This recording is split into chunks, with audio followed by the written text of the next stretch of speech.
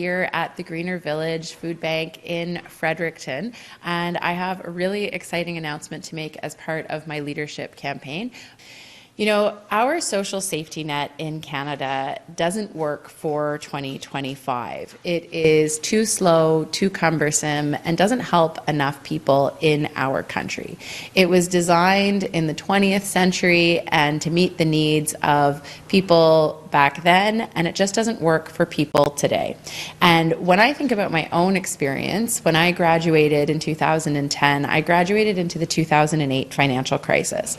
And it was hard to find a job, and although I did, I never had a job where I qualified for EI. And many millennials and Gen X and Gen Zers are in the same situation where they work contract, they work in the gig economy, maybe they work a couple of jobs. And the social safety net that we've designed in Canada just doesn't work for 2025.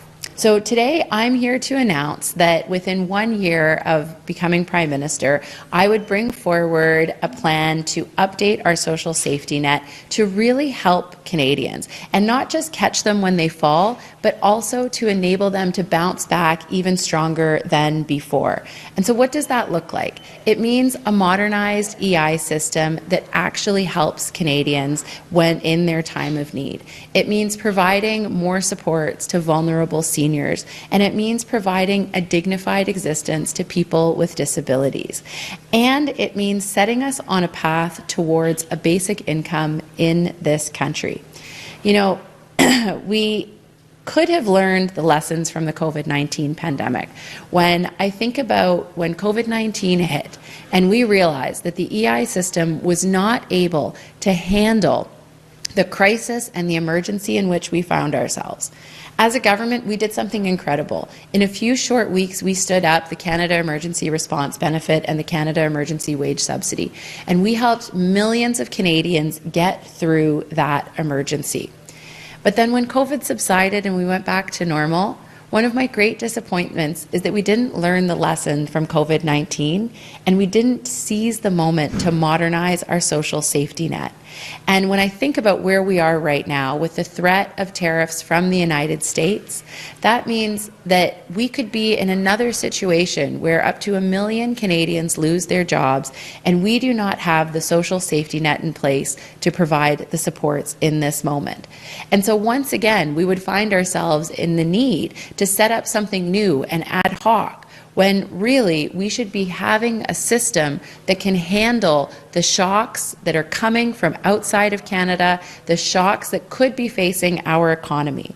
It's something that we owe Canadians, that comfort, that knowledge, that expectation that when they fall, the government is there not just to catch them, but to ensure that they can rebound even more successfully. So my pledge to Canadians is to say, it is time for a social safety net that meets your needs in the 21st century. And one of the reasons why I'm here at Greener Village is because it's about ensuring every single Canadian has a dignified life. No one in this country should worry about where they're getting their next meal or whether they have a roof over their head. And creating a social safety net for 2025 is going to do just that. Alors, merci beaucoup tout le monde. Thank you for having me. Happy to answer your questions. Could you expand a bit more on where you see the gaps in the EI system currently? Yeah. So first of all, it takes a really long time to get employment insurance. So you could lose your job and it could take up to 4 weeks, and sometimes it takes even more to get your support. There are many people who don't qualify for EI. Maybe they haven't made up the number of hours, and the number of hours is inconsistent across the country. And again, a system that was created for the work world of the 1980s and the 1990s and not one of 2025.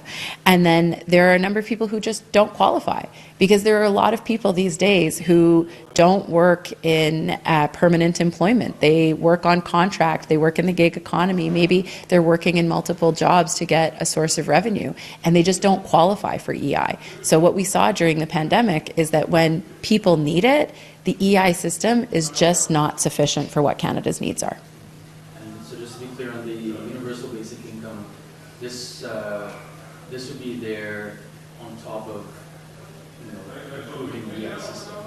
I think we have to improve what we have right now to set us on a path for what a basic income could look like. So my commitment is within 1 year to have a modernized system in place, or the path towards it, and then a basic income would require a lot of conversations with the provinces and territories, but to set Canada on that path. Because again, we are a wealthy country. We have done great things. We pretty much have a basic income for children with the Canada Child Benefit, and for seniors with Old Age Security and the Guaranteed Income Supplement.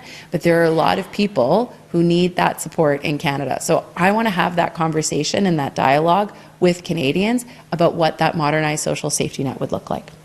So do you have any idea right now, like how much money would a Canadian receive through UBI, and how would it be paid for? That's all work that has to be done, because we haven't done that work yet, and that's the work that I want to do in the first year of being elected as Prime Minister, and to really show Canadians what is possible and how we can actually ensure a dignified life for every Canadian.